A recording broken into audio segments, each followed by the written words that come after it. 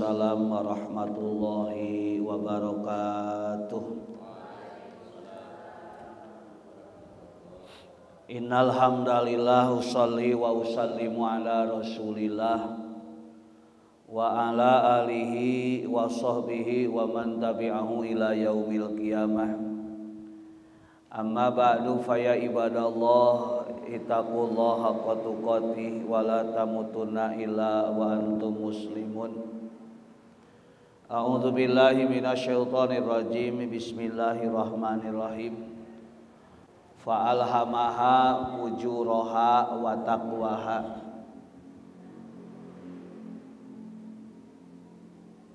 Qad aflaha man zakaha wa qad khaba man dasaha. Wa qala Nabi sallallahu alaihi wasallam kullu mauludin yuladul alal fitrah. Al-mukarramun para ibu sadayana, para bapak nu samira hadir. Alhamdulillah dina sababada minggon kapengker urang sadayana sabada ngalaksanakeun saum Ramadan. Ayeuna ngabismillahan deui ngaos kana wengian Rebo kalayan nu kahiji nyanggakeun doa. Mudah-mudahan Allah nampi kana amal saum urang sadayana. Amin ya Allah ya rabbal alamin. Taqabbalallahu minna wa minkum siyamana wa siyamakum taqabbalallahu ya karim wa ja'alana minal aizina wal faizin. Amin ya rabbal alamin. Pantes ari ibu-ibu jeung sahabae ari panggih kamari lebaran hapuntenna minal aizina wal faizin. Kitunya Bu. Kitu duka naon eusina mah pedal mah doa lengkep nama ja'alanallah atawa Allahumma ja'alna minal aizina wal faizin. Bahkan meuni bingung kapihulaan teh taqabbalallahu minna wa minkum pedaha mah jawab teh ai urang mah minal aizina wal faizin jawabanana kumaha Ibu? Sami pedaha mah kumaha? Taqabbalallahu minna wa minkum siyamana wa siyamakum. Mudah-mudahan Allah nampi kana amal saum urang sadayana. Oke, mudah-mudahan manjangkeun yuswa dugi ka taun payun urang sadaya Ramadan taun payun tiasa ke urang sadayana naon kaumuran da teu saalit kamari ge nuju saum nu ngarantunkeun bahkan dina waktos boboran aya nu ngantunkeun. Itu nuduhkeun kana naon? Al mautu yahti bagtatan, maut mah datang secara tiba-tiba. Maka mangpaatkeun ieu waktos kalayan mudah-mudahan doa nu tadi ngajadikeun ka urang sadayana eusina Allahumma ja'alna ya Allah ngajadikeun mugi Gusti ngajadikeun minal aizina ti jalma-jalma nu balik. Ari balik berarti kumaha Bu? Asal mula ti mana balik deui ka dinya. Asal ti mana urang ka mana? Tan urang teh Ibu turunan saha? Nabi Adam alaihissalam. Kangjeng Nabi Adam tadina di mana Pak? Di surga. Balik deui ka surga. Aid eta namina. Jadi aid teh anu kembali, anu balik. Tina naon? Tina dosa bubrag lahir ka alam dunia kajeun teuing nu janten ibu ramana seueur dosana. Kajeun teuing naon sok sanaos ayeuna ibu ramana non muslim.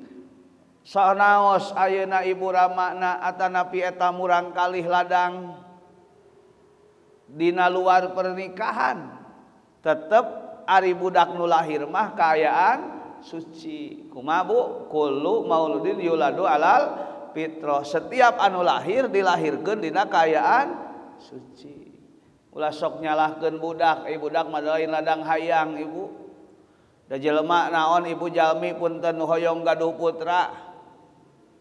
Teu gaduh bae putra teh geuning nu hoyong-hoyong yo. Nah hari eta anu naon? Anu teu dihoyong-hoyong diizinkeun ku Allah. Makana ulah ngalepatkeun anak anu terlahir. kullu maulid yuladu alal fitrah. Maka dina dinten tadi ya salah sawios ustad nu ka naon ngantunkeun putrana kelas 1 SMP di MTS naon SMP mun ti Pasantren Condong doakeun Ustad Susendi utamina heula nya sareng kulawargana nu di kantun putra hiji-hijina ngantunkeun Bu mudah-mudahan dipaparin kasabaran ngoning anjeunna dina mayunan musibah oge murang kalih mah Ibu eta mah panginten tos lebet kana balik da kelas 1 SMP na ge upami murang kalih nu can balik Ibu ngajadikeun doa nage kumaha Allahumma ij'al purotan li abawahi anak nu terlahir mah heg maot Bu kumaha Bu bujeng-bujeng jalmi nu jadri ibu ramana muslim sok sanaos anu non muslim jalmi eta murang kalih eta bakal ditempatkeun dina hiji tempat saur pangersa kamari dina halal bihalal pangersa Kang Haji Asep ngadugikeun bakal disimpen dina A'rab cenah Bu. A'rab teh naon hiji tempat pikeun jalmi nu naon ngantunkeun dina kaayaan murang kalihna nu janten ibu ramana non muslim. Kafir sok sanajan luar jalma luar Islam gaduh putra heg maot eta jalmi naon eta ditempatkeun tina A'rab. Mata aya surah namina naon? Al-A'rab. Nu kadua ibu saha cenah Bu? Jalmi anu disimpen dina tempat anu ngeninamian A'rab teh jalmi anu naon Bu jalmi nu sarua naonna kasayanana jeung kaawonanana jalmi nu sarua kasayanana sakitu kaawonanana sakitu ketika maot teh ditempatkeun dina mina A'rab Bu nu sagala osok teh nyebunya salat osok puasa osok ngaos osok ngobrolkeun batur osok goreng kasalaki osok tah lamun saimbang cenah ditempatkeun dina A'rab. Nah saur kamari pangersa Haji Asep di Purbaratunya wah tadi ngadugikeun masalah eta. Namun sim kuring ningali dina katerangan Ibu sakumaha jalmi anu dosana seueur dina sabada Ramadan. Saum kan urang teh saum Bu. Saur katerangan man soma Ramadanan imanan wahtisaban gupiro lahu ma taqaddama min danbi saja manu saum jeung jalma nu ngalaksanakeun salat tarawih ma taqaddama maka dinaon punten gupiro dihampura lahu pikeun eta jalma ma taqaddama min danbi perkara nu geus ti heula tina dosana matak ibu jalmi nu tos saum mah jalmi anu naon mah tos tarawih salami ngeusian amal kasayan dina Ramadan minal aidin ti jalma-jalma anu bersih amin ya Allah ya Rabbal bersih Bu matak ibu gubrag lahir seperti tadi teh anak yang lahir dengan keadaan suci tas puasa teh bersih beres hubungan urang jeung Allah teh mudah-mudahan tapi eta mah hubungan jeung Allah sedengkeun jeung manusia mah kudu aya istihlal sareng istirdo matak upami dina jero kulawarga aya naon Kang aya silaturahim silaturahmi upami jeung baraya upami jeung tatangga eta teh naon sok aya halal bihalal eusina naon istihlal istirdo margi Allah bakal naon Bu ngahapunten hubungan di mana dosa jeung manusia di mana istihlal sareng istirdo menta halal tina tuangeun menta ridho tina harta jeung harga diri mata kalimatna upami ngabahas halal bihalal maksud dina hadisna geuning wa in kanat madlamatun li ahihi lamun bukti ngadolim kanu jadi dulurna ngadolim teh kumaha Bu nyanak hartana nganyerikeun batur kunaonna ku bahasana patahallalhu patahallilhu maka naon menta halal eta teh naon katerangan tentang dibahasakeun nusok dibahas tina halal bihalal silih naon Bu silih halalkeun silih ridhokeun da sabab naon Kangjeng Rasul Kang dina sabada salat sunat Idul Fitri anjeunna ibu naon amin ngadoa sanes ngadoa anjeunna ngaminan tilu perkara tilu kali Sehingga para sahabat naros Kangjeng Rasul teh amin-aminan 3 kali. Saha nu ngadoana sedengkeun Rasul tos beres. Naonna oge ngadoana ge, tapi Kangjeng Rasul ngaminan 3 kali aminan. Ketika ditaros ku para sahabat, ya Rasul salira ngaminan naon? Maka dijawab saur Kangjeng Rasul, sumping malaikat Jibril ngadoa. Doana ibu 3 perkara ku Kangjeng Rasul diaminan. Mana nu kahiji? Hiji ulah narima puasa jalma nu goreng ka Ibu Rama ku Kangjeng Rasul diaminan. Matak abdi mah Pak Ustad penginten sadayana ge nya pentingkeun nu jadi indung, pentingkeun nu jadi bapak. Naon teh sakalian silaturahim teh. Ulah dugi ka punten silaturahim teh ka batur dugi ka di teang. Nya punya awas upami gaduh Ibu Rama ka Ibu Rama, upami aya kene akinini pilari ka luhur ala ka luhur. Ibu Rama geus teu aya seseueurna geus teu aya nya Bu. Geus teu aya Ibu Rama, maka pindah ka saha? Ka kulawargana, ka adina, ka lanceukna, ka mamang jeung ka uwa. Sami eta teh sabab gaganti kolot urang. Tos teu araya deui wana geus eueuh, mamangna geus maot, da urang pangkolotna oge. Tah, atuh kumaha doakeun.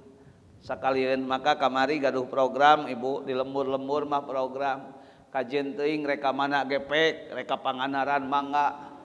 Da kamari mah Ibu nu rame teh tempat wisata teh Ustaz naon? Tempat nu aya cayan. Bulan puasa mah haus burunya. Guwat ibu-ibu ge silaturahmi ka Panganaran, silaturahmi ka Darajat geuning ka mana ka Garut, silaturahmi ka kolam renang. Atuh memeh ka Panganaran teh lain nyaram seug pek. Naon Bu? Ngan ulah hilap silaturahim heula ka dulur. Sabab saur Kangjeng Rasul malaikat Jibril ngadoa, ya Allah mugi Gusti ulah nampi saumna jalma anu goreng kanu jadi Ibu Rama. Diaminan Kangjeng Rasul. Terus didugikeun geuning Ibu Rama teh hiji nu ngalahirkeun urang, 2 nu nikahkeun urang, 3 anu ngelmuan urang. Matak poe kahiji di Indiang, poe kadua, poe kahiji ge langsung sontena wengina ka Manonjaya, ka kolot sorangan. Tuluy poe ka 3na, kadua di lembur, ka 3 ka mertua, hari ka 4 langsung ka guru dipapai sabab eta 3 hiji indung bapa, 2 indung bapa nu ngawinkeun, 3 guru-guru urang. Minimal atuh tepungan. Da moal sagal langsung bisa urang teh nya ngadoakeun. Sok sanajan geus jadi naon? Sakadar makam, sakadar batu ngajahul keun be datos teu aya, maka sanak bala putra urang ka Ibu Rama urang. Tah eta nu kahijinya Kangjeng Rasul kumaha ngaminan doa malaikat Jibril, kumaha nu ngadoa ya Allah mugi ulah narima kana puasa nu goreng kanu jadi kolotna. Aya ibu jalmi ari ka batur sae, ka tatangga sae, ka keluarga sae, tapi ka indung bapana awon aya teu kitu. Tah eta mah ulah lain urang lain eta mah. Contoh eta mah contoh nu awon. Nu kadua, ulah narima ya Allah mugi Gusti ulah nampi ka jalmi nu goreng ka salakina. Alah. Ibu gaduh kene saroge. Bu gaduh kene sarogena, gaduh.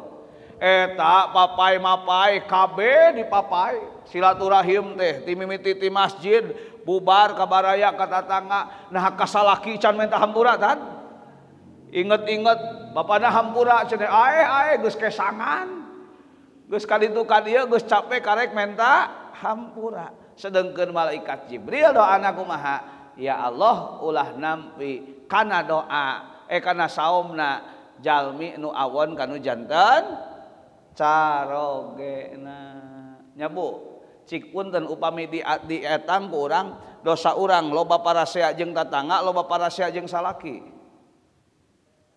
jeung tatangga ada geus eueuh si haji mah nya Pak Ustad abi mah geus tara naon tara parasea jeung caroge teh alhamdulillah geuning meuli hebat pan geus eueuh cenah. Aya mah da sok aya bae obrolan teh enjing-enjing aman siang aman sore aya we paseaeun teh. Ti mimiti sagala rupa komo di lembur mah nya aya bae obrolan teh. Matak aya saena upami teh aya caroge teh nya nu tebih teh teu aya pipaseaeun gitu nu tebih teh. Tapi aya lami-lami teuing bisi jadi kumaha deui seueur kacurigaan. Jadi uyan deui Bu, sacenah nu moal dihampura teh di doa diamina malaikat Jibril nu diaminan ku Rasul teh jalmi anu naon nu awon kanu janten carogena. Nu katilu Kangjeng Rasul ngaminan ya Allah mugi Gusti ulah nampi kana puasana jalma anu teu ngahampura kana jadi dulurna. Ya aya nu sok kieu moal dihampura sing nepi ka dirurum ku taneuh beureum ge sok aya nu kitu Ibu menta hampura tapi teu dihampurakeun Allah ge maha hampura. Tingali geuning Bu dina surah Al-Baqarah fatalaqa adama mir rabbi kalimatan fataba alaihi innahu huwat tawwabur rahim. Allah Bu nu maha hampura. Allah nu maha hampura. Kangjeng Nabi Adam ge nya punya ditampi penak sareng Allah dina pada naonna ku istighfarna ku doana ku nyuhunkeun hapuntenna. Allah nu nyieun kasayan ka cida seueurna komo jelema nu naon sekadar makhlukna mun Allah maha pangampura piraku urang teu daek ngahampura.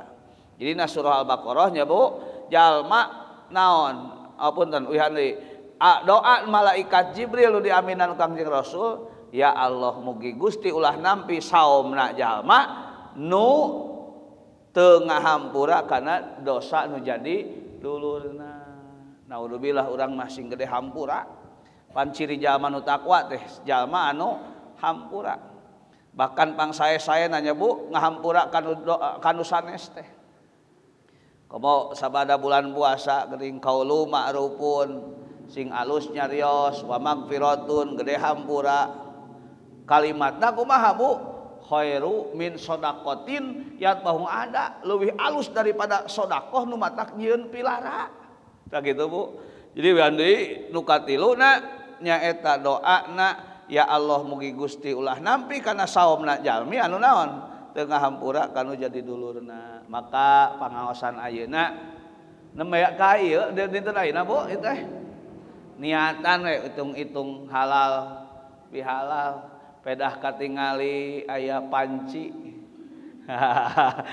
niatan halal bihalal nya punya da nya tuh Ibu aya mulai ngaos makul lagi aya kakaren ibu kapan kamari ngadamel kue teu bisa nyieun kue ge ngabelaan pesen paket bari ka imah teh eueuh nu datang hiji-hiji acan anger we ku budak urang anger we ku incu urang cana ka masjid ya wean Ibu. Jadi dijadikeun we ngawalan dina ieu ngabismilahan sakali deui bahwa anu jadi jalma anu aid teh saha jalma nu balik tina dosa kana sae kunaon Bu ku amal saum urang. Oge mudah-mudahan kunaon ku silaturahmi urang ku ngawali ieu pangaosan urang silih istihlal istirdo nyuhunkeun halal nyuhunkeun ridho. Ibu seueur tuangeun nu kateda ku abdi paginten nyuhunkeun halalna ridho Ibu. Oge sagala perkara nu dina ucap lisan disimkuring dina ngadugikeun sok aya heureuyna banyolna tanapi nyebat kala salah sawios ku ngaran teu maksad ngirangan rasa hormat jeung naon teu ngirangan atanapi ngawonkeun sejak naon eta bakat ku caket. Jadi sing ridho sing halal dina naon dina kahirupan urang. Sabab Ibu komo ayeuna sakedap deui geuning nu ibadah haji nya bujeng-bujeng ibadah haji ibadah salat ibadah doa moal ditarima salatna moal ditarima doana moal ditarima hajina lamun aya dina salira urang barang anu haram makana aya istihlal istirda. Jadi nyuhunkeun halal nyuhunkeun ridho mun geus bersih cik lamun geus bersih punten Ibu ayeuna tanggal sabaraha Sora kan teh 17. Sora Bu 15. 16 ya ka 16. Cik dina tanggal 16 Awal geus nyarieun dosa deui can. Wah, geus parasea geus barakali. Geus pabaeud-baeud geus barakali. Allahu Akbar. Nah, pertahankeun. Da setan mah teu ridoeun. Matak sim kuring kantos ngaos di maca dina katerangan budak ceurik. Cik budak lahir budak nangisnya, Bu. Nangis kunaon, Bu? Anu heureuy mah cenah kitu ningali bapakna anu ngalongok gundul anu kaluar kumisan cenah. Lain, Bu, sabab dicocok ku setan cenah. Matak geuning doana ge Allahumma inni a'udzubika min hamajatis syayatin atawa Rabbi dina waktu ngadamel ge Allahumma jadibna minas syaiton. Hoyong dijauhkeun budak ti setan. Bahkan geuning budak lahir nu paling utama naon? Adanan jeung qomatan. Sabab dicocok ku setan cenah, Bu. Dina pada naonna geus siap setan ngadaguan manusia nyocok supaya naon? Digoda, ngagoda hate manusia selalu was-was. Maka dina Al-Qur'an ngaranu fitrah teh saha? Fitrah teh dina surah As-Samsinya fa'alhamaha fujuraha wa taqwaha. Dina diri manusia gaduh dua kacenderungan, dua keinginan, hayang hade, hayang awon. Sok pun kan dina manusia sok aya hayang hade. Nya hoyong, Bu. Sakumaha jelema goreng sok hayang alus, sakumaha jelema alus sok hoyong goreng. Yo gerak bismillahirrahmanirrahim. Sareng Ibu. Fa'alhamaha, maka kami mere ilham ka manusia fujuraha kana gawe goreng wa taqwaha sareng gawe hade. Jadi jelema mah hayang hade jeung hayang goreng. Wihani ayeuna nuju sae Ibu? Sae. Sok aya hayang goreng? Aya. Lila ngaji lila teuing, ustad teh lila teuing. Padahal mah da mulai ngaji teh kakara. Ulah sok lila teuing. Kan kitu, Bu. Eta teh sok aya hoream. Keur salat ge mimitina mah Anas dibaca, ya muqallibal qulub dibaca. Mung kagoda ku setan. Allahu Akbar. Rakaat kahiji tamat bacaan, rakaat kadua da inget kana sagala rupa. Allahu Akbar. Budak rek asup ka SMP sabaraha mayarna. Eta da Ibu geus inget ulah digoda ku setan, tapi da resep kalah diantur we lamunan teh. Allahu Akbar. Sami Allahu liman hamidah. Keun belilah keneh ieu karek ge April. Eta ngobrol sorangan. Dieureunkeun, Bu. Sing inget eta teh cenderungna jelema hayang goreng keur alus kalah mikir goreng. Cik mikir mangke beres salat atuh. Da sifat jelema nu diharewosan ku saha? Ku setan. Wa taqwaha jeung di mana diri manusia sok hayang hade. Ulah boroning, urang meureun keur hade, keur jelema tukang goreng. Jelema geus apaleun si eta mah jelema goreng. Naon paribasana tukang tarok, tukang bobok, tukang marasotkeun anrok paribasana. Yakin dina hatena hayang hade mah. Nya Bu, hoyong sae mah nya punya. Ceuk batur urang teh goreng, da hate leutik mah urang ge. Aya hade hayang hade. Matak dina Al-Qur'an eta mah ngaran manusia mah dibere kecenderungan hayang hade sareng hayang goreng. Dina naon? Dina hatena. Mata kalituna ayatna qad aflaha zakkaha. Nyata ngabungahkeun Allah ka jama nu ngabersihkeun hatena. Bu, geus kolot mah kudu beuki bersih hate teh. Kudu bersih naon, Bu?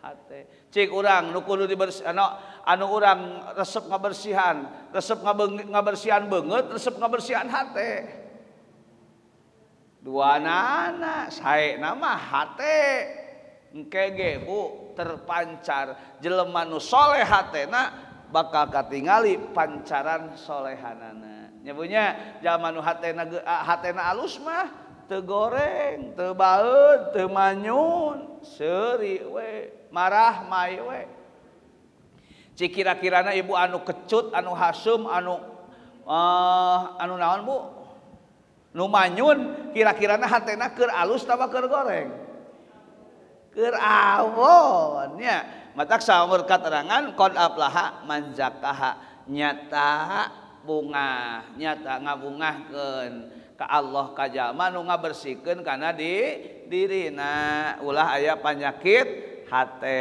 ria hayang katingali ku batur sum'ah hayang kadenge ku batur takabur ngarasa diri panghadena geus ibu sing gede hampura sing nyaah ka batur sing gede naon ibu sing gede ngamaklum teh jelema nu kitu teh sae nu jalma nu bersih hatena mah aya nu awon ka urang keun bae pohoeun aya nu teu nanyakeun teu katingalieun ditanya teu ngajawabkeun meureun keur nyeri huntu tawakur meureun teu kating naon Bu aya masalah lempeng we hatena teh tapi jalma nu awon hatena geus naon bae nu didugikeun ku ajengan ku ustad ku salaki ku pamajikan di mana geus goreng mah hatena da naon moal narima kana kahadeanana nya Bu uyan deui cik lamun jelema geus goreng hatena batur ngomong bener kadenge beneran teu henteu budak geus keheul si eta ngomong-ngomong we wungkul pan hate geus goreng teh nya Bu